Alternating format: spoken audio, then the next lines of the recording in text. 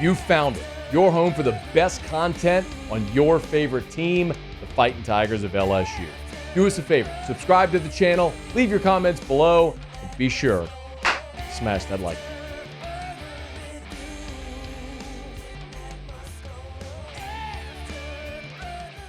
Many people saw this on Tuesday, and I wanted to talk a bit about it.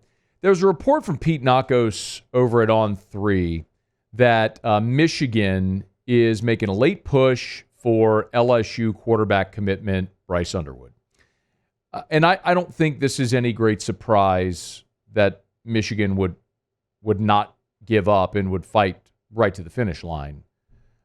Just a very quick recap for those, and I understand there's a lot of people who love recruiting and you're all in on it. You follow it all the time, all year round, and that's cool. The majority of fans do not. So let me give you a quick thumbnail again for those that aren't familiar. So Bryce Underwood is not only the number one quarterback in the country for 2025, he's the number one overall player in the country for 2025. He's out of Belleville High School in Belleville, Michigan. It's about half an hour from Ann Arbor. He's 6'4", 214. He's a consensus 5-star in the composite, the number one player, number one quarterback. And when you look at his rating, not his ranking, his rating, he is on par with what would be the highest rated players ever to show up at LSU. Guys like Leonard Fournette and Derek Stingley and Eric Gilbert. So this is a massive, massive prospect on so many levels. It's not just getting, your quarterback commitment for the class. This is like the guy that everybody wants, including the hometown Michigan Wolverines. Bryce Underwood has been committed to LSU for almost a year now. He committed last January, so it's been about 300 days since he committed to LSU, and he has been firm to LSU. But there's this report from Pete Nakos with about 5 weeks until the early signing period that Michigan is dramatically ramping up their recruitment efforts for Bryce Underwood.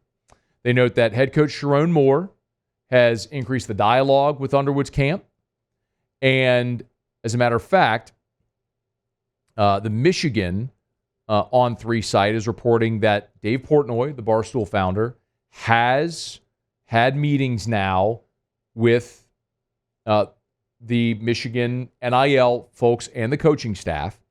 Part of Portnoy's ask is that he wants, in exchange for a $1 to $3 million commitment in an NIL deal, he wants the deal to include marketing with Barstool. Get it? Smart. He's a good businessman. All that stuff.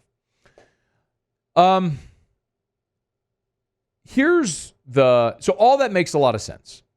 We had Shea Dixon on the show Tuesday. He's here with us every Tuesday to talk recruiting. And maybe the most telling part of the entire thing was this note that Shea made.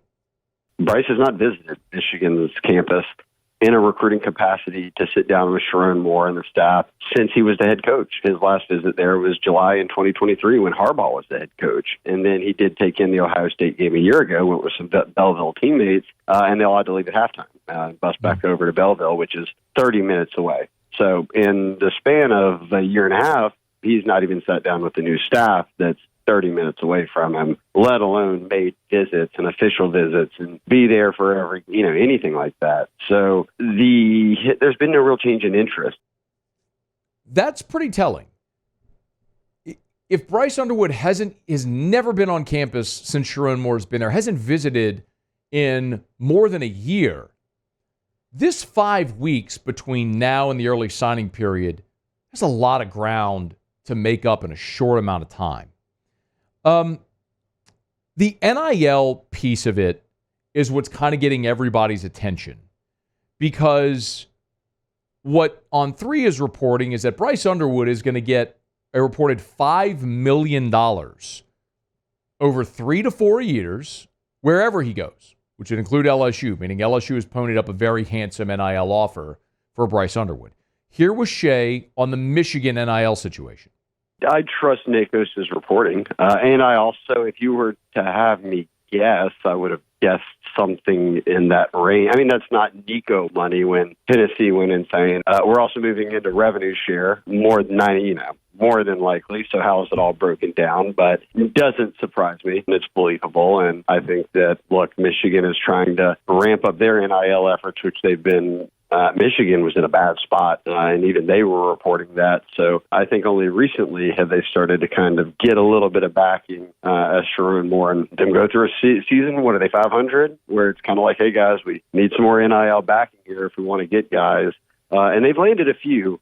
I just think that Underwood might be a far cry at this point. For whatever it's worth, Bryce Underwood's father, Jaquin, told On3 in June, I'll quote here, "We try to put cash in the back of the whole situation because whatever his dreams are, we want him to live those out. The money is going to come when he's just living his dreams.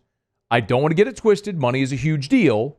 At the same time, again, man, it's about Bryce being able to turn his dreams into goals. So whatever field he goes in, football, sports, man, I'm great with it as long as he's happy." Okay, that's Bryce Underwood's father. So yeah, money's important, but we're playing the long game here. He's going to be happy. He'll play great, and the money will come. Okay.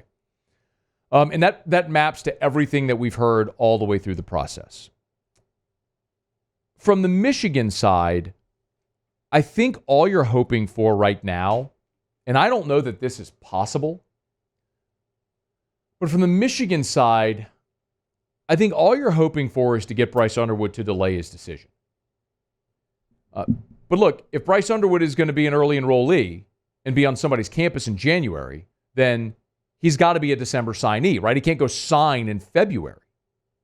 So he's got to decide and sign in 5 weeks. But I will remind you, last year, LSU was able to do something similar with a local kid, Dom McKinley, from Acadiana, who was committed to Texas A&M. And LSU's push at the end, after, remember, Jimbo got fired, staff change, it sort of opened things up. They said, hey, just don't sign in December. Just give us a shot. Don't sign in December. Come do your official, all that stuff. He did, and ultimately LSU flipped him. Did the same thing with Terry Bussey, if you remember. They got Terry Bussey not to sign with A&M in December. They put the full court press on. Bussey ultimately stuck with A&M. And a lot of the thought there was, man, A&M had already, remember, A&M, LSU had flipped like 4 guys out of that class. They flipped McKinley, Cohen Eccles, Weston Davis, Gabe Relaford. I mean, LSU had flipped 4 guys out of A&M's class, and they were hot on the heels there to get Bussey. And I think the word was A&M's boosters were like, we ain't losing this one. Whatever it's going to cost, we ain't losing this one. And so Bussey, ultimately, his commitment stuck. So maybe this is a situation where Michigan's just trying to say, hey, look, you don't have to sign with us in December, but just don't sign with them. Give us a shot. But again, if he wants to be on campus and go through spring ball, which for all intents and purposes it sounds like he is, he's got to make a decision in December. I think one thing that maybe has us looking through an LSU lens that maybe it's hard to disassociate is the feeling associated with someone being 30 minutes from campus. Like, we all look at LSU and kids that grow up in this state that would give their arm to play for LSU, right? But we talk about it, it's the only Power 5 in a talent-rich state. A lot of kids grow up wanting to play for LSU. They want to put on that uniform. That's not necessarily the case in Michigan. That's not to say that the overwhelming majority of kids there are Michigan fans. I'm sure they are. But if you're Bryce Underwood, and in the last 10 years of your life, from the time you were, 8 to 18, you've seen Joe Burrow and Jamar Chase and Justin Jefferson and Jaden Daniels and Malik Neighbors and Brian Thomas and Kayshon Boutte, and you've seen LSU. You've seen Swag surfing. You've seen Shaq on the sidelines. You've seen the hype videos in 2019. Like, there is a cachet that goes along with what LSU has been in the last decade. That's undeniable. It's not an LSU guy saying it. That's just true. I mean, for God's sakes, they just did a whole NIL documentary centered around Angel Reese, Flau'jae Johnson, Olivia Dunn, Jaden Daniels. I mean, it's It's pretty obvious. The culture and vibe and feel around LSU athletics. And for Bryce Underwood, that's something LSU has sold him on. The other thing I know is that he has a great relationship with Joe Sloan. For anyone who doubts, like, Sloan gets a ton of credit for developing Jaden Daniels. Bryce Underwood loves Sloan. I mean, that's a key part of this as well. He's talked about it pretty openly. He's already developed a relationship with Elijah Haven, the 2027 quarterback who was in our studio a few weeks ago. Gushed about Joe Sloan.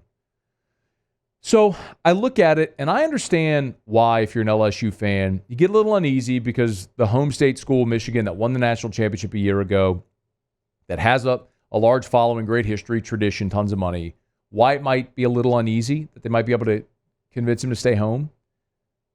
But when you piece together the entirety of the puzzle, I just don't see it. I mean, nothing is ever certain in recruiting until, the ink is dry on that contract, on that letter of intent, and the letter of intent, well, there aren't letters of intent anymore, but it's faxed in.